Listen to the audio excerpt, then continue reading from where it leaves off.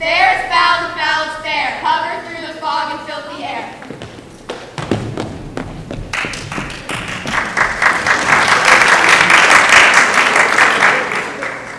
What bloody man is that? He can report, as demons fly quite over revolt in new estate. This is the sergeant, like a good and hearty soldier fought against my captivity. Hail, brave friend. Say to the king, the knowledge of the broil as thou didst leave it. Doubtful it stood, as two sped swimmers that do cling together and choke their art. Multiplying abilities in nature do swarm upon him.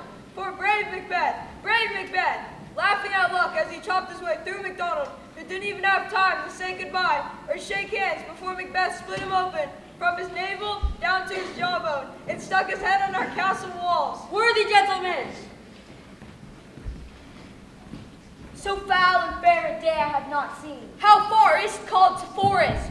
What are these? So withered and wild in their attire that look not like the inhabitants of the earth. Speak if you can. What are you? All hail Macbeth! Hail to thee, Bane of Glamis! All hail Macbeth, hail to thee, Thane of Cawdor. All hail Macbeth, that shalt be king hereafter. Good sirs, why do you start and seem to fear things that do sound so fair? In the name of truth, are ye fantastical, or that indeed which outwardly ye show? All hail Banquo Macbeth! Stay, you imperfect speakers, tell me more. I know I am Thane of Glamis, but how of Cawdor? The Thane of Cawdor lives, a prosperous gentleman, and to be king stands not within the prospect of belief, no more than to be Cawdor, safe from hence. You owe this strange intelligence. Speak, I charge you! The king hath happily received, Macbeth, the news of thy success, and for an earnest of greater honor he bade me from him. Call thee Thane of Cawdor, and which addition, hail most worthy Thane, for it is thine. Hail Thane of Cawdor, that title belongs to you now. Who was the Thane lives yet, but under heavy judgment bears that life, which he deserves to lose. With hidden help advantage, or that with both, he labored in his country's wrack, I know not, but treason's capital, confessed and proved, have overthrown him. Two truths are told, as happy prologues to the swelling act of the imperial theme. I thank you, gentlemen. This supernatural soliciting cannot be ill, cannot be good. I am Thane of Cawdor. If good, why do I yield to that suggestion, whose horrid image doth unfix my hair, and make my seated heart knock at my ribs? Against the use of nature, present fears are less than horrible imaginings.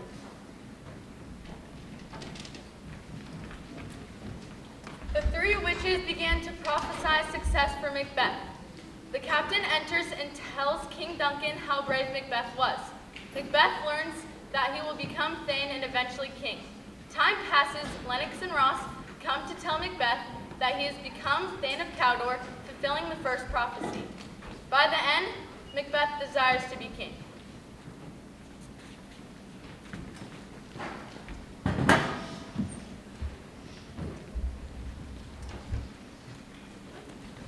They met me in the day of success, and I have learned by the perfectest report they have more in them than mortal knowledge.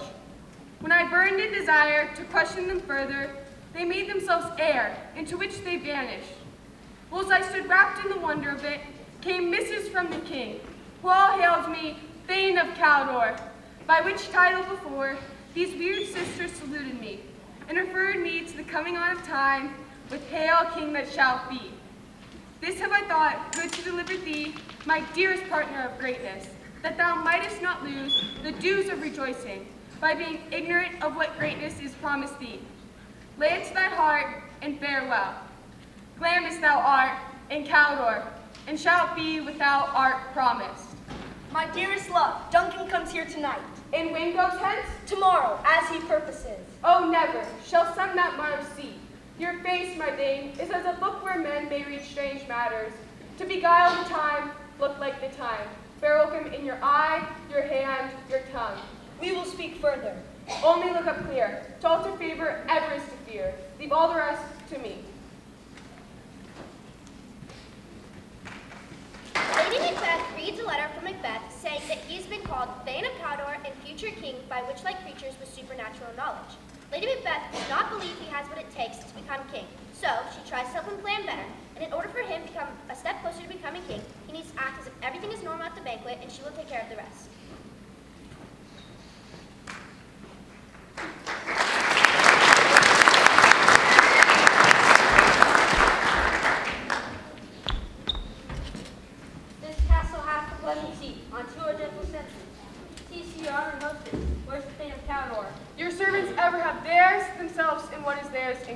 Give me your hand. Conduct me to my house.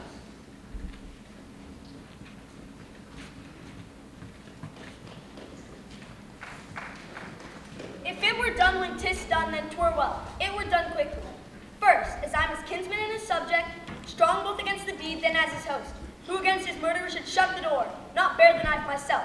Besides, this Duncan hath borne his faculties so meek, hath been so clear in his great office, that his virtues will plead like angels, trumpet-tongued against the deep damnation of his taking off. How now? What news? He has almost supped. Why have you left the chamber? Hath he asked for me? Know you not he has? We will proceed no further in this business. He hath honored me of late, and I have bought golden opinions from all sorts of people, which would be worn now in their newest gloss, not cast aside so soon. Art thou afeard to be the same in thine own act and valor as thou art in desire? Wouldst thou have that which thou esteemest the ornament of life, and of a coward in thine own esteem, letting I dare not wait upon I would? Prithee peace, I dare do all that may become a man. He who dares do more is none. What beast was it then that made you break this enterprise to me? When you durst do it, then you were a man. And to be more than what you were, you'd be so much more the man. If we should fail, we fail, but screw your courage to this sticking place will not fail. Is this a dagger which I see before me, the handle toward my hand? Come, let me clutch thee. I have thee not, and yet I see thee still. Art thou not, fatal vision, sensible to feeling as to sight? Or art thou but a dagger of the mind, a false creation, proceeding from the heat of pressed brain? Whiles I threat, he lives. A word to the heat of deed to cold breath gives. I go, and it is done. The bell summons me. Hear it not, Duncan, for it is a knell that summons thee to heaven or to hell.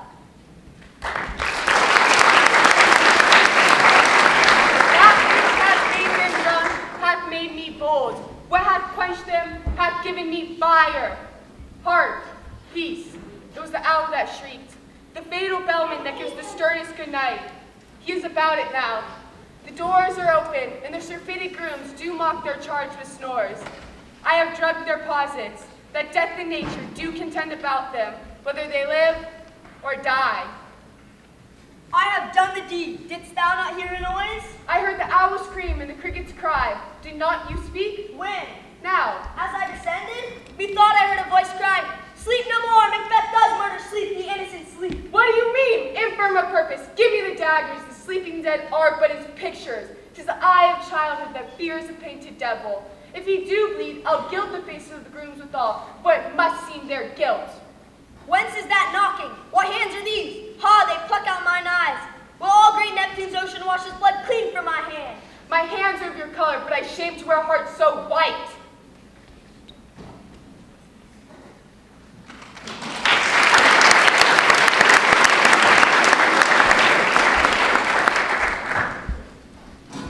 Macbeth invites King Duncan to a party. Lady Macbeth ordered the guests and servants to be drugged so Macbeth could murder King Duncan.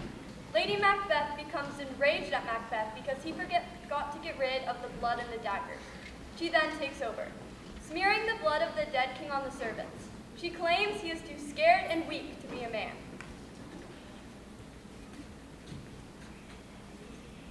Good morning. Was it so late that you are now having troubles waking up? Thanks, sir. Good morrow, noble sir. Good morrow, all. Is the king stirring yet? Not yet. He commanded me to wake of him. I've almost left the hour. Goes the king hence today? He does. He did appoint so. Oh, horror, horror, horror! Tongue nor heart can conceive or name thee. What's the matter? The king is dead. Mean you his majesty? Yes, the majesty. Go check. I cannot speak anymore.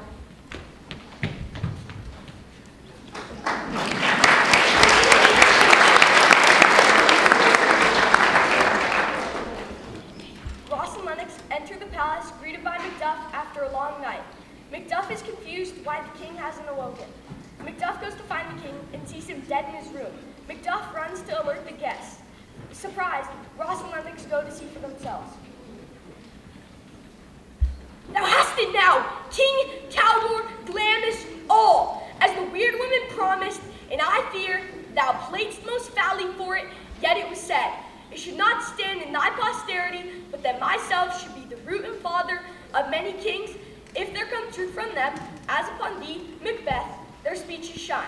Why by the verities on thee made good, May they not be my oracles as well, and set me up in hope. Tonight we hold a solemn supper, sir, and all request your presence. I, my good lord. Give us a light there! Halt! Oh, treachery! Fly, fly, fly!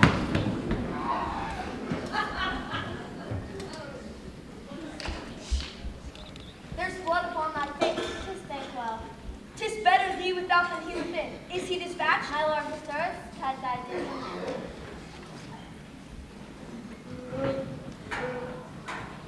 Now that Macbeth is the king, in the thane of Cawdor and Glamis, he is a ruthless and tyrannical ruler. Scotland is falling into chaos. Macbeth invites Banquo to a banquet, only to kill him before, which he does by hiring a murderer.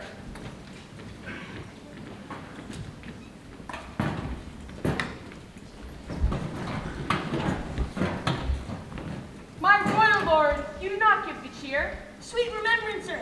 Now, good digestion, wait on appetite, and health on both. May it please your highness, sit. The table's full. Here is a place reserved, sir. Where? Here, my good lord. What is that moves your highness? Which one of you have done this? What, my good lord? Thou canst not say I did it. Never shake thy gory locks at me. Gentlemen, rise. His highness is not well. Sit, worthy friends. My lord is often thus, and hath been from his youth. Pray you, keep seat. The fate is momentary. Upon a thought, he will again be well. It will have blood, they say. Blood will have blood. Stones have been known to move and trees to speak. Augurs and understood relations have by maggot pies and coughs and rooks brought forth. You lack the seasonable nature. Sleep. Come, will to sleep.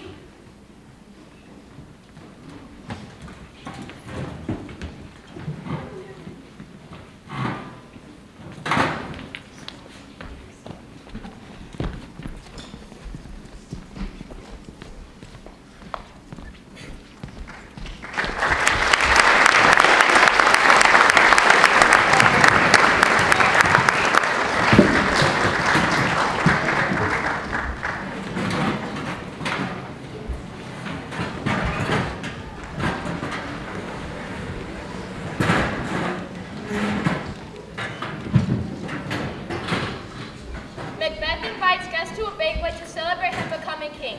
Before getting seated, Macbeth sees the ghost of an old friend, Banquo, sitting in his chair. Banquo decides to haunt Macbeth until Macbeth goes mad. More ghosts enter the banquet until Macbeth is left alone with the haunted spirits. Macbeth decides that the only way to feel better is to get some rest, so he goes to bed.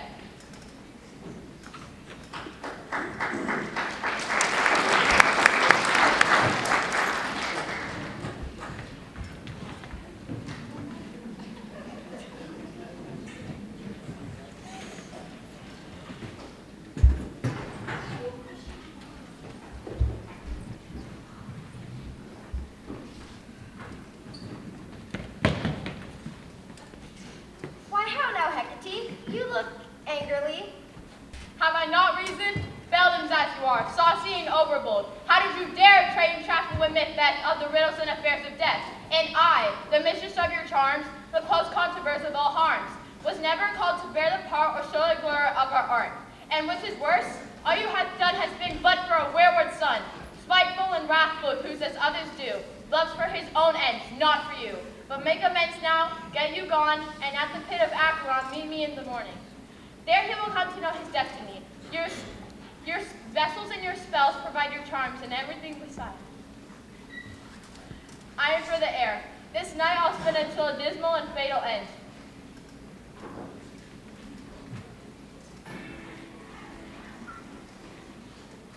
Come, let's make haste. She'll soon be back again.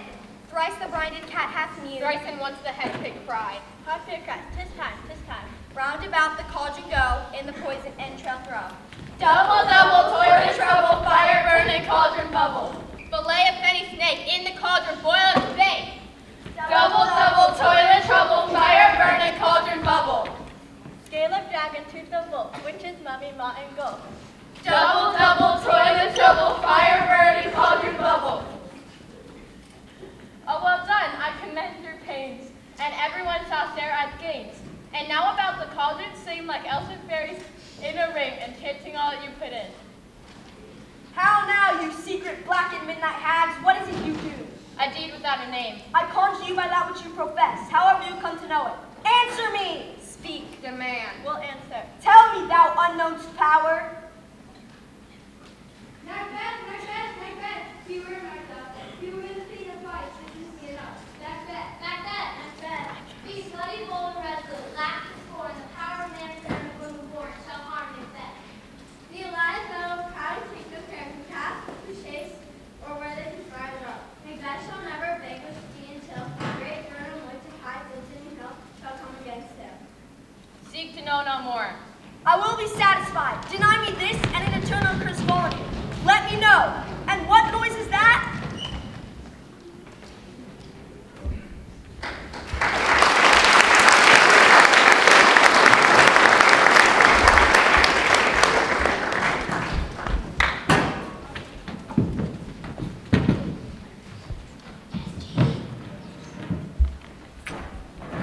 The three witches are called to Hecate's lair.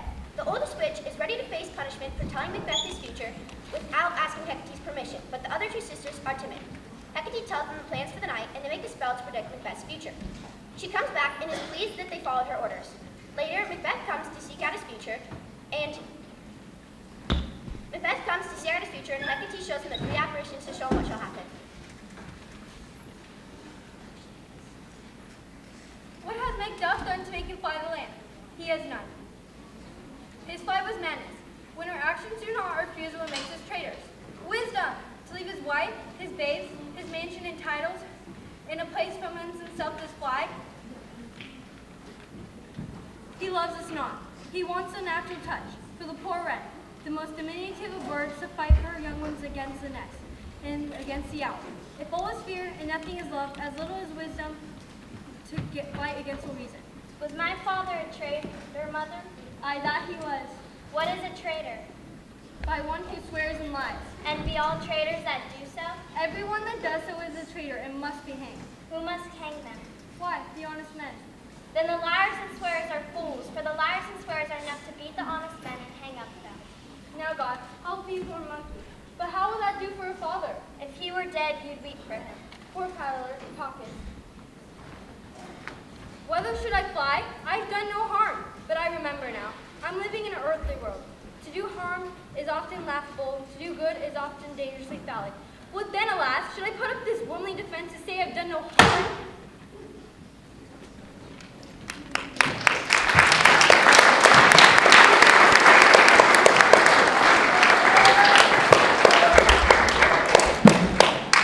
Let us seek out some desolate shade, and there, keep our sad bosoms empty. Let us rather hold fast the moral sword like good men. What I believe, I will. What no one believe, then I will reject. As I shall find the time to friend, I will.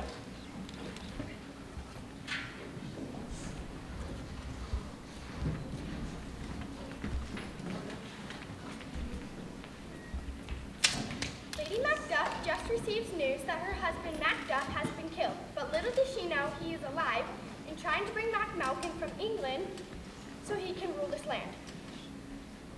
Lady Macduff is tasked in protecting her son from the tragic horrors of Macbeth's rule. Instead, she keeps this to herself for her own son's sake. Malcolm and Macduff begin their journey back to Scotland when Malcolm prepares to defeat Macbeth and take home the crown.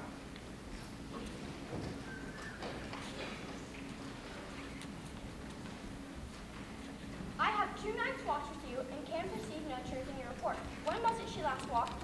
Since His Majesty has went into the field, I've seen her rise from her bed, roll her nightgown upon her, unlock her closet, take forth paper, fold it, write upon, read it, afterwards seal it, and again return to bed. Yet all this while the most of us see.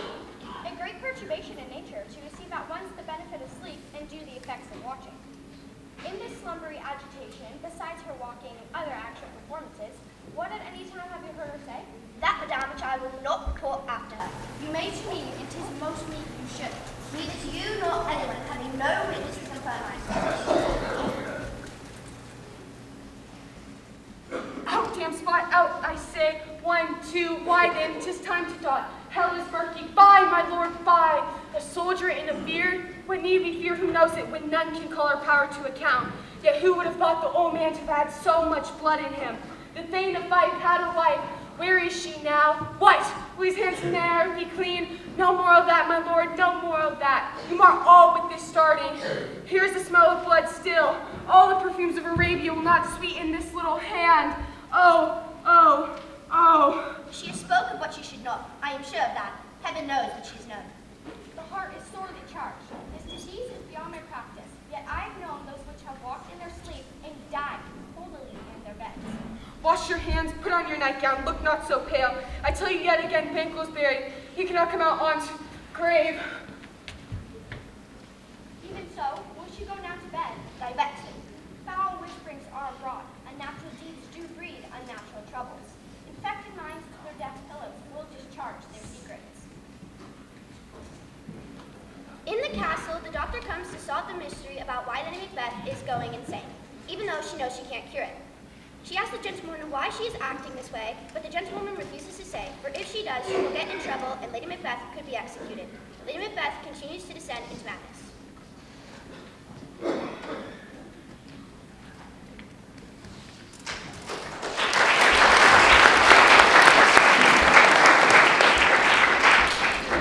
They have tied me to a stake. I cannot fly, but bear like I must fight the course. What's he that was not born of woman? Such a one am I to fear or none? Turn, turn! Of all men outside have avoided thee, but get thee back. My soul is too much charged with blood of thine already. I have no words for my voices in my sword, thou bloodier villain. The Turks can get thee out!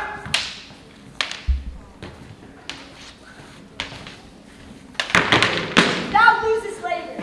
As easy mayst thou the ancient in air. With thy keen sword and presses make me bleed. Let fall thy blade on vulnerable crests.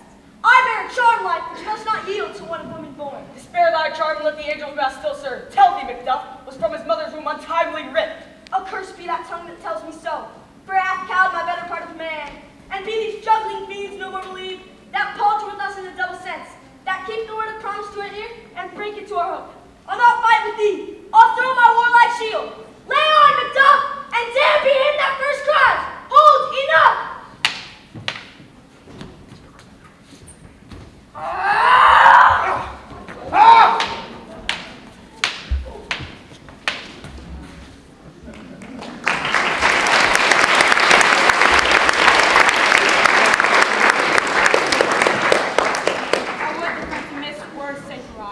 Some must go, and yet by these I see, so great a day as this is chiefly bought. Macduff is missing. Hail, King of Scotland! I have the truth's head. The time is free. Pearl is returned to the kingdom. Hail, King of Scotland!